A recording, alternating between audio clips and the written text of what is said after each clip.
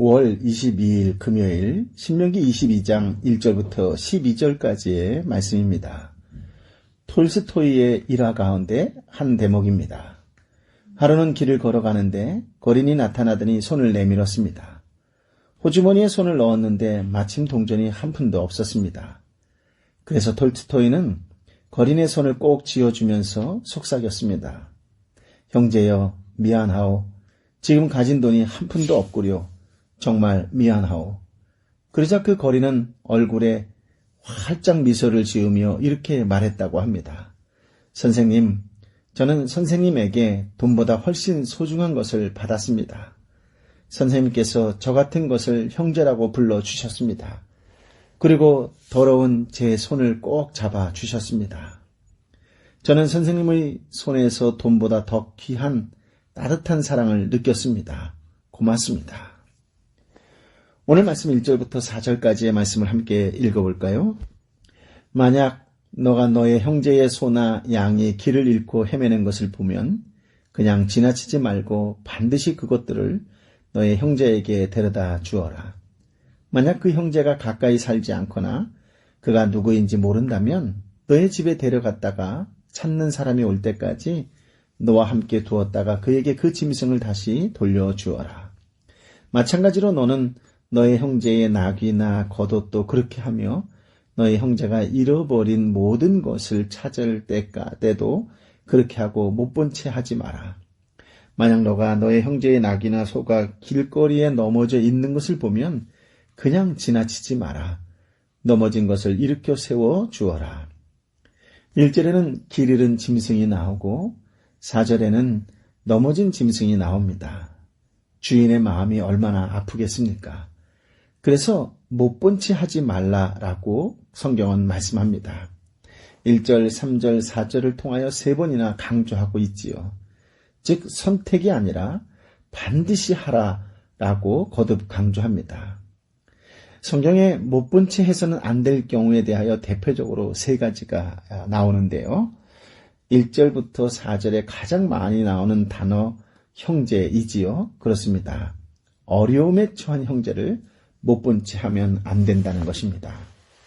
1절에는 형제가 지금 집에서 기르는 짐승을 잃어버린 슬픈 상황이고 4절에는 형제가 지금 집에서 기르던 짐승이 다쳐서 어쩔 줄을 모르고 몹시 당황해하는 슬픈 상황입니다. 이런 상황을 보면서 나 몰라라 할 수 있겠습니까?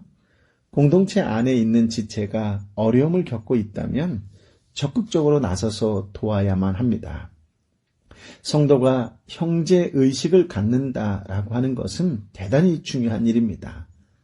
사람들은 많이 모였는데 저마다 제각각이고 콩가루라면 그 공동체가 무슨 의미가 있겠습니까? 교회에 대한 가장 대표적인 정의 중에 하나가 공동체입니다. 성도는 예수님의 피를 나눈 한 형제요 자매이지요. 바울은 교회를 그리스도의 몸으로 비유했습니다. 예수님이 몸의 머리라고 하고 우리 모두는 몸의 지체입니다. 성도는 다 소중한 지체들입니다. 지체들이 모여 한 몸을 이루게 되지요. 이것이 바로 교회입니다. 교회는 육신의 관계만 생각하지 마시고 영적인 관계를 생각할 줄 알아야 합니다. 교회는 공동체이고 성도는 그리스도 안에서 한 형제요 자매라는 사실을 꼭 기억하시기 바랍니다. 둘째는 소외된 이웃을 못 본 채 해서는 안 된다라고 하는 것입니다. 오늘 본문에 짐승이 곤경에 처했을 경우에 못 본 채 하지 말고 반드시 도와주라고 했지요. 하물며 사람이 곤경에 처했을 경우에 못 본 채 한다는 것은 있을 수 없는 일입니다. 그런 의미에서도 지금 우리 주변에는 소외되어 우리의 사랑과 관심이 절실히 필요한 사람들이 의외로 많다는 것을 알게 될 것입니다. 아니, 아실 것입니다. 하나님은 소외된 자와 함께 하시는 하나님이십니다. 누가복음 10장에 보면 선한 사마리아인의 비유가 나오지요. 강도 만난 자의 진정한 이웃은 누구였을까요? 물론 아시다시피 사마리아인이었습니다. 예수님은 사마리아인의 비유를 말씀하시고 결론에 이렇게 교훈하셨지요. 너도 가서 이와 같이 하여라 라고요. 우리가 예수님의 제자라면 제사장이나 레위 사람처럼 행동해서는 안 되겠지요. 어려움에 처한 사람을 보고도 못 본 척 해서는 안 됩니다. 잠언 28장 27절에 이런 말씀이 나와요. 가난한 사람에게 베푸는 사람은 부족할 것이 없으나 가난한 사람을 보고 못 본 채 하는 사람은 많은 저주를 받을 것이다. 그렇습니다. 사마리아인처럼 적극적으로 도움의 손길을 펴야 합니다. 교회는 하나님의 주 관심 대상인 소외된 이웃과 함께 해야 하겠지요. 돌보고 섬기고 사랑을 베푸는 따뜻한 손길이 오늘 저와 여러분의 손길이 되시기를 예수님의 이름으로 축복합니다.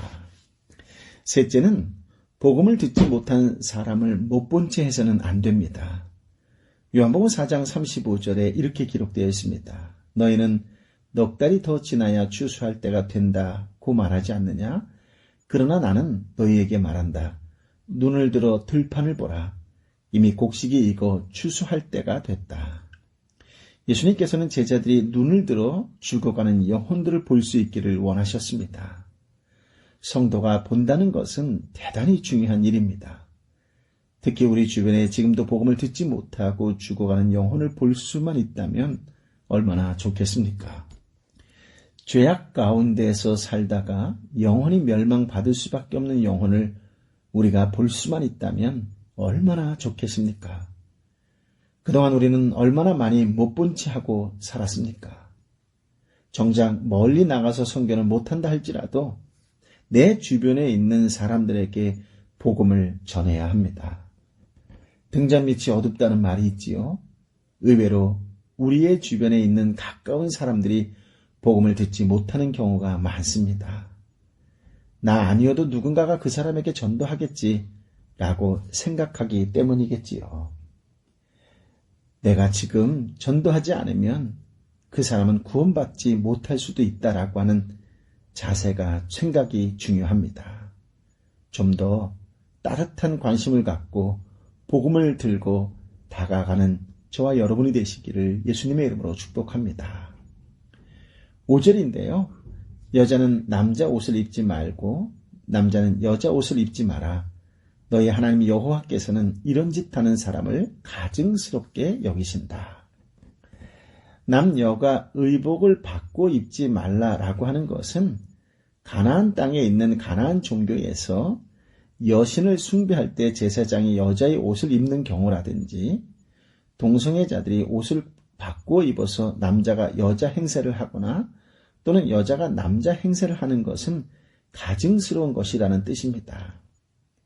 하나님이 있게 하신 그 자리에서 벗어나서 내가 원하는 자리에 있고 싶어 하는 것, 그것은 창조주와 피조물이라고 하는 구분이 사라져 버리기 때문에 그런 생각, 그렇게 행동하는 것이 바로 구분이 사라져 버렸기 때문에 가증한 것이다 라고 하는 것입니다.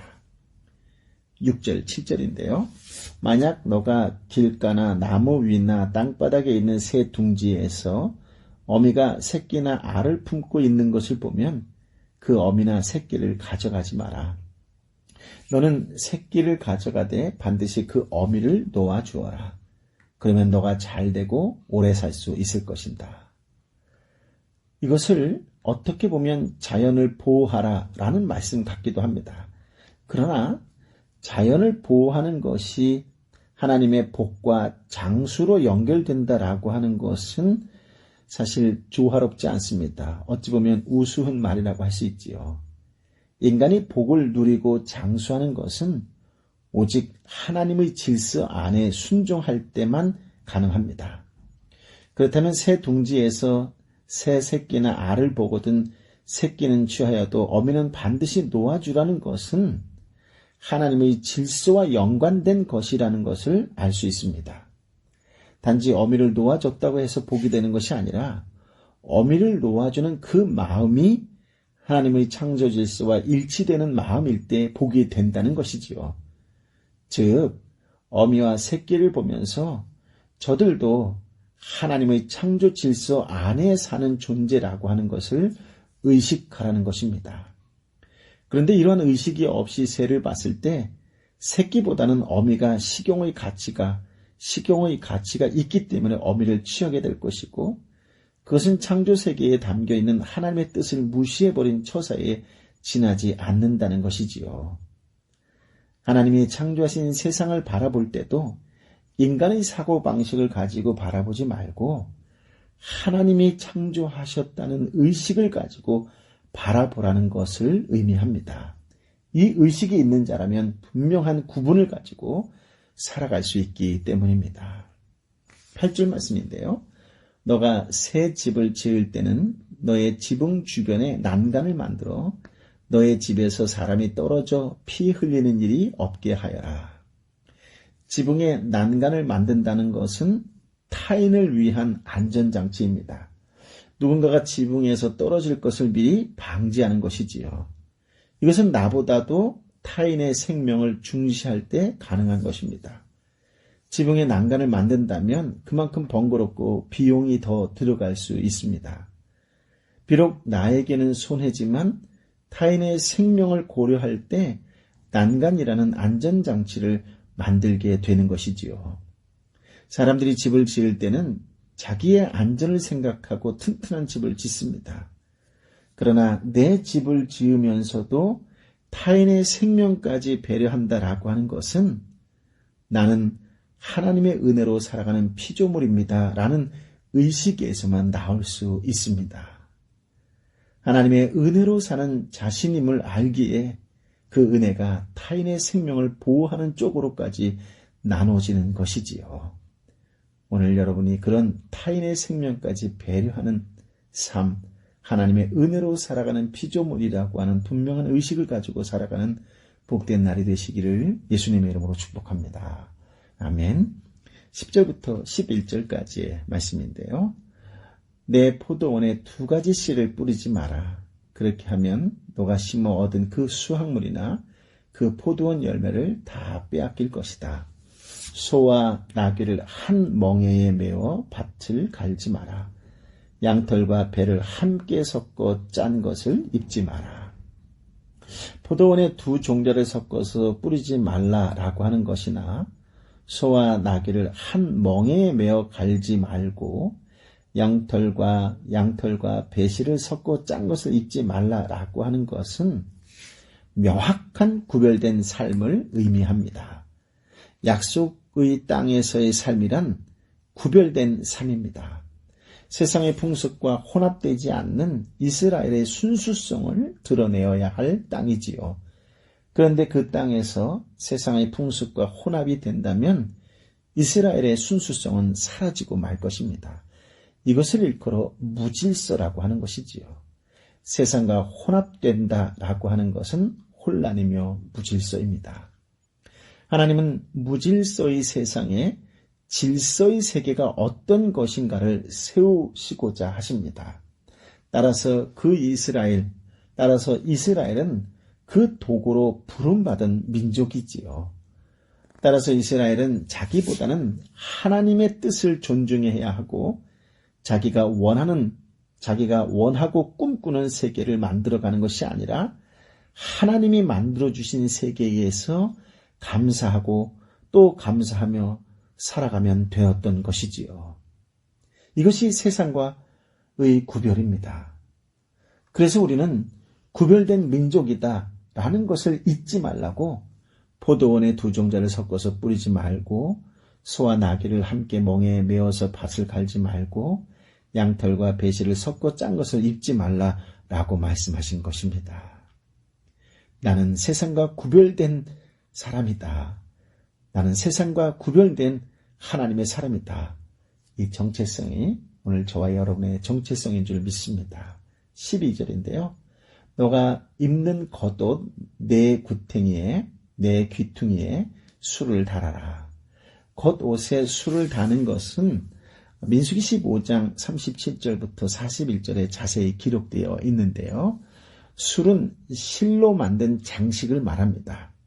히브리 사람들의 겉옷은 대개 통으로 되어 있고 앞뒤가 분리되어 있기 때문에 자연히 4개의 귀퉁이가 있기 마련입니다. 그곳에 술을 단다라고 하는 것은 하나님만 섬기며 하나님 말씀을 지키며 하나님 앞에 바로 살겠다는 결단의 표시였습니다. 생활 가운데 그 수를 볼 때마다 하나님과 하나님 계명이 기억나게 하는 표시였지요. 그것은 또한 타인에게 나는 하나님 백성임을 나타내는 표시이기도 했습니다. 하나님이 이스라엘 백성들에게 그 의식적 표를 달고 다니게 한 것은 구별된 성별된 민족으로서의 정체성을 가지고 성별된 생활을 하게 하는 데 있었습니다. 그런데 예수님 때의 바리새인들은 그 의미는 버리고 자신을 과시하기 위해 큰 수를 달기도 했지요. 하나님의 백성들이 성결하게 사는 방법 중의 하나가 질서 정연하게 살아야 하고 뒤섞이지 않게 사는 것입니다. 이것이 하나님이 원래 창조하신 목적대로 사는 것이고 창조 세계를 유지하고 지키는 일이지요. 오늘 성도인 우리에게 중요한 것은 무엇일까요? 말로만 하나님의 백성이라고 떠들 것이 아니라 과연 나는 하나님 백성으로서의 독특성이 보여지고 있느냐라고 하는 것을 봐야 합니다. 교회는 분명 교회로서의 독특성이 있어야 합니다. 불교와 기독교는 분명 구분되어야 합니다. 그런데 사람들은 예수님과 부처를 혼합시키려고 합니다. 종교의 교류를 말하는 것이 아닙니다. 사고방식 자체가 혼합되어 버렸다는 것이지요. 그래서 기독교와 불교의 구분점이 사라져버립니다. 물론 교회에는 십자가가 있고 절에는 목탁소리가 들려오는 구분은 있습니다. 그러나 그것은 겉모습의 구분일 뿐 중요한 것은 사고방식 자체가 구분되어 있느냐라고 하는 것입니다. 세상에 하나님의 창조를 거부하고 도외시할 때 인간들 스스로 자기 세상을 창조하고자 합니다. 여기서 무엇이 기독교이고 무엇이 세상 종교인가가 명확하게 구분됩니다. 하나님의 창조를 기억하고 그 창조에 순종하고 살아가고자 할 때, 그 창조에 순종하고 살아가고자 할 때 인간은 자기 창조를 포기하게 됩니다. 내 힘으로 이루어서 내가 원하는 세계를 만들어내려는 시도를 포기하게 되지요. 이것이 바로 하나님의 질서에 순종하고 살아가는 순수한 인간의 모습입니다. 그러나 하나님의 창조를 무시하는 자들은 현재 창조된 것에 만족하지 않습니다. 자기들의 힘으로 원하는 것을 이루기 위해서 발버둥을 치지요. 그리고 그것을 위해서 신을 부르기도 합니다.